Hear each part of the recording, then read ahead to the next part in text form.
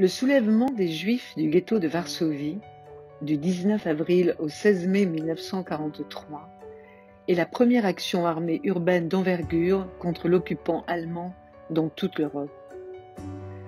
Menée pour s'opposer à la déportation des derniers Juifs du ghetto vers le centre de mise à mort de Treblinka, cette révolte est la plus connue et le plus commémorée des actes de résistance juive pendant la Shoah. Bonjour Audrey Kichelewski. Pourquoi retenir cette date? Bonjour. L'insurrection du ghetto de Varsovie en 1943 est une date majeure dans l'histoire des Juifs d'Europe et du monde, et ce, à plusieurs titres. En premier lieu, parce que ce soulèvement est mené contre l'une des modalités les plus tragiques de l'entreprise de destruction systématique du peuple juif engagée par le système nazi. Les ghettos sont envisagés par l'Allemagne nazie dès le début de la guerre, dans le but de séparer physiquement la population juive sur des territoires nouvellement occupés en Pologne.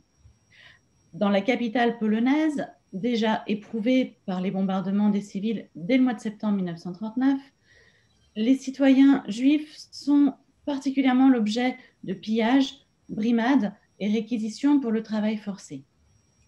Puis, à l'instar des autres juifs dans le pays, ceux de Varsovie vont être identifiés par un brassard distinctif avant d'être assignés à résidence dans une zone couvrant à peine 3% de la ville, où ils vont être conduits de force, plus de 350 000 juifs de la ville et des villages environnants, soit près du tiers de la population de Varsovie.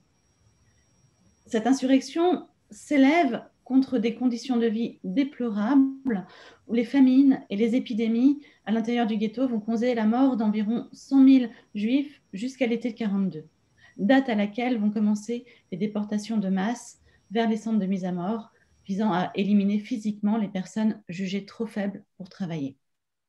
En quelques mois, il ne reste plus que 60 000 juifs environ, principalement des jeunes, hommes et femmes.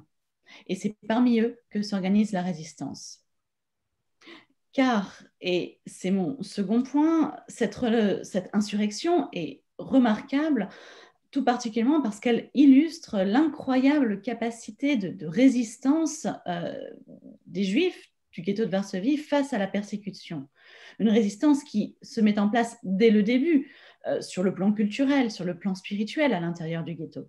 Mais également, il s'agit ici d'un mouvement armé qui va tenter d'établir des liens avec la résistance polonaise à l'extérieur du ghetto. Et quelques centaines de combattants vont faire face pendant près d'un mois aux soldats allemands très lourdement armés et leurs complices venus terminer les opérations de déportation dans le ghetto. Malgré l'inéluctable défaite, l'écho de leur lutte héroïque marqua durablement les esprits.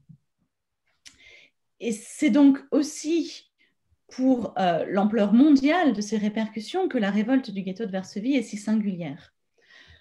En effet, ce combat servit d'exemple non seulement pour d'autres soulèvements dans les ghettos, dans d'autres ghettos de Pologne occupée, mais également d'exemple à la résistance polonaise dans l'insurrection qu'elle mena dans la ville de Varsovie au mois d'août 1944 contre l'occupant allemand. Et l'écho de la résistance désespérée des derniers Juifs de Varsovie s'étendit bien au-delà des frontières de la Pologne.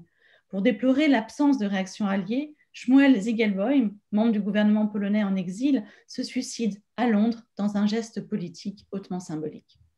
Enfin, les commémorations de l'événement débutent dès le mois d'octobre 1943 par des Juifs polonais installés au Mexique, donc très loin de Varsovie. Ils doivent être bientôt s'étendre dans l'ensemble du monde juif, en Europe, aux États-Unis, tandis qu'en Israël, le kibbutz Lohamé Agetaot est fondé en 1949 par des survivants de l'insurrection, abritant le premier musée qui lui est spécifiquement consacré. Films, littérature, images ont fait de cet événement un symbole de la résistance juive à l'entreprise destructrice des nazis et de leurs complices.